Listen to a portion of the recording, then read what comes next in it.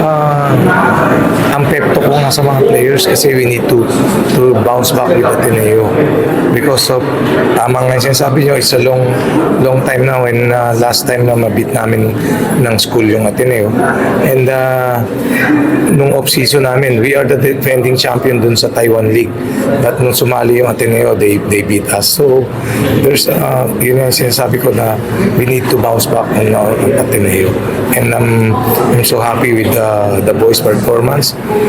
They step up and accept my challenge to them. Coach, ano lang yung dito sa roster natin? Siguro ang masasabi ko lang dito sa batch na to, there's no superstar. There's no superstar ngayon dito sa team. I have two captain balls, but ang maganda dito, even yung mga hindi captain ball, they step up and they want to be a leader. Yun ang gusto ko, yun ang maganda dito sa team. And right now, yung character, the winning character, yung winning attitude, nakikita ko na dun sa team na yun.